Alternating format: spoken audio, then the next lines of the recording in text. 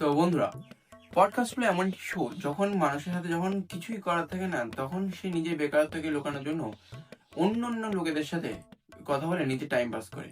সেই podcast show এর মধ্যে আজকে আমিও নিজে একটা শো নিয়ে আপনাদের চলে এসেছি with my first podcast show with আমাদের সকলেরই প্রিয় হয়তো নাও চেনেন মন্ত্রী মশাই, মন্ত্রী। নমস্কার, থ্যাংক ইউ। শুরু করুন। তো স্যার কেমন আছেন? কি এত রেসপেক্ট দিচ্ছেন?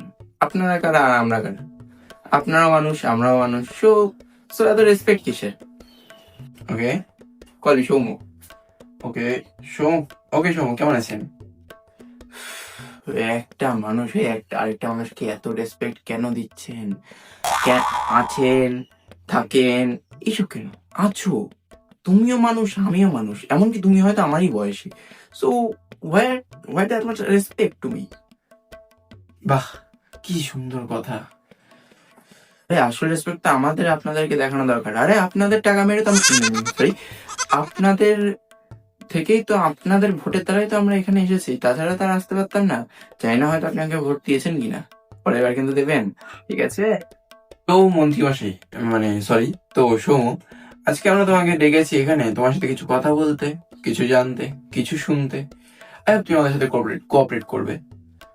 আরে হ্যাঁ, অবশ্যই। আমি পুরো খোলা ডায়েরি, যা বলুন যা জিজ্ঞেস করুন, কোনো যাস না। তো সৌমু, আমার ফার্স্ট কোশ্চেন হলো, তোমার এই জার্নিতে, অর্থাৎ এই পলিটিক্যাল জার্নিতে আসার কারণটা কি? মানে কোথা থেকে তুমি এইরকম উৎসাহ পেলে যে তোমার পলিটিশিয়ান হতে হবে, আর তুমি আজকে এত বড় একটা পলিটিশিয়ান? দেখুন দাদা, এটা অনেক পুরনো কথা। তো আমি আমার মাকে খুবই ভালোবাসি। সো এবার আমার মা একদিন, আমি পাবজি খেলছিলাম। আর আমার মা আমাকে এসে বলছিল যে বাবু, তোকে পুলিশ হতে হবে। কিন্তু আমি সেভাবে পড়াশোনা শুরু করেছিলাম, পুলিশ হবো। মাস্টার অনেকই ভালো, মায়ের আদর্শ পেলে পুলিশ হবে। হাততালি দিয়ে পড়ছিলাম। এবার একদিন পড়তে মন বসছিল না, তো ফোনে ইনস্টাগ্রামে রিলস ঘাটছিলাম। ইনস্টাগ্রামে একটা রিল দেখি, সেইখানে দেখছি যে পলিটিশিয়ানরা কত রকমের ভাতা দিচ্ছে। ভাতা বলতে যুবসাথী, খাদ্যসাথী, তারপরে রূপশ্রী, যুবশ্রী, যে নানা রকম সাথী, আর কতই মনে করাবো, কতই দিচ্ছে। তা এইসব দিচ্ছে। তো এবার আমি ভাবলাম যে এরা এত টাকা কোথা থেকে পাচ্ছে। তারপরে আমি একটু নিয়ে ঘাটাঘাটি করার পরে যা দেখলাম, তারপরে আমার পলিটিশিয়ানের দিকে মোড়টা চলে আসলো। আমি আর ওই দিকে যাইনি। কি হবে, অত কাজ করবে। তাই মায়ের স্বপ্নে কি হলো? এবার কিছু স্বপ্ন থাকাই ভালো। সব স্বপ্ন যে সত্যি হবে সেটা তো কোনো কথা নেই।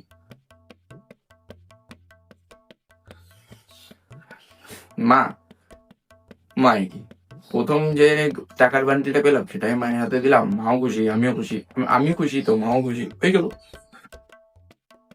আচ্ছা, তো sir, my next question is, sorry, আমার পরের কোশ্চেন হলো যে আপনার স্যালারি কত? জানি এটা একটু পার্সোনাল কোশ্চেন, তাও এটা একটু বলেন। স্যালারি ব্ল্যাক না হোয়াইট?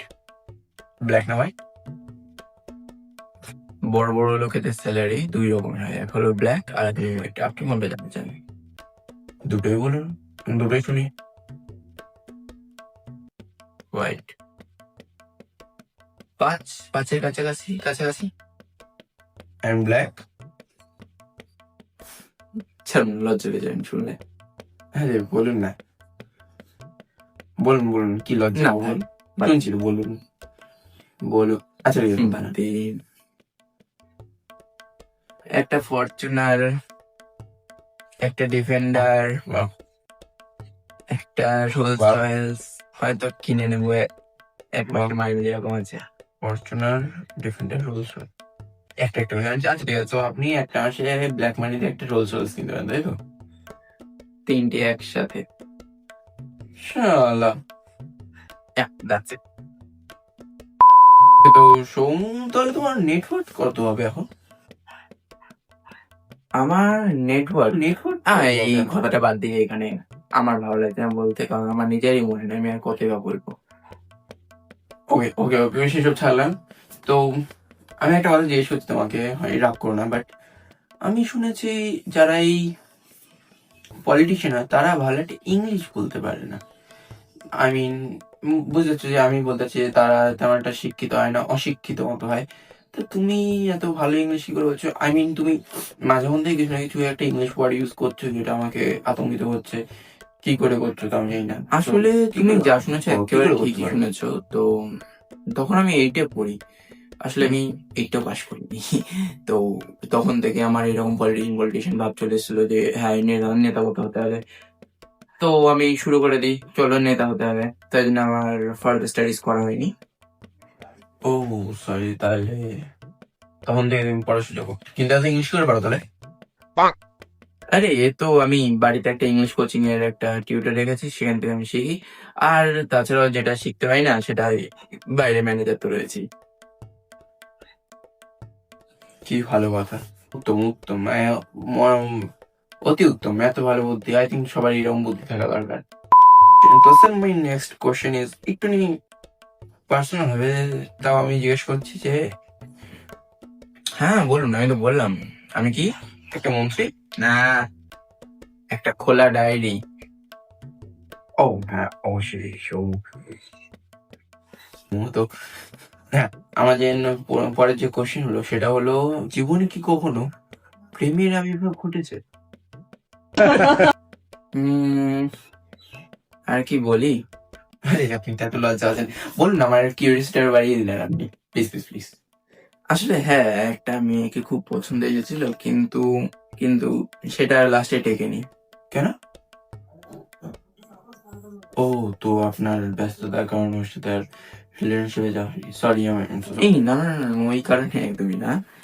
আসলে আমি ওই যখনই মেয়েটার কথা ভেবেছিলাম, তো আমার একটা ভুল ছিল যে মেয়েটার সাথে কথা বলতে যাওয়ার আগে আমি তখন যদিও পলিটিশিয়ান দিকে চলে এসেছিলাম, তো মেয়েটার সাথে কথা বলতে যাওয়ার আগে আমি ইনস্টাগ্রাম দেখছিলাম। তো ইনস্টাগ্রাম দেখে এবার ওইখানে আমি দুটো রিল দেখেছি, দুটো সিনেমার রিল, দুটো রিল। তো একটা সিনেমাতে মেয়ে এসেছে মানে গার্লফ্রেন্ড হয়েছে, তাই জন্য ছেলে আইপিএস হয়েছে। একটাতে মেয়ে চলে গেছে তাই জন্য আইএএস হয়েছে। এবার আমি ভাবলাম যে যদি আমি নাই বানাই তাহলে কোথায় কোন প্রধানমন্ত্রী হয়তো হয়ে গেলাম। Okay sir, my next question is, এমন কি কোনো দিন হয়েছে যেদিন আপনার কোনো হার্ট ব্রেক হয়েছে? হার্ট ব্রেক টাইপ মানে মনে কষ্ট পাওয়া? হ্যাঁ প্রথমবার ভোটেই হয়েছিল, কারণ তখন ভোট একটু কম পেয়েছিলাম তাই। কটা ভোট পেয়েছিলেন আপনি? একটাও না।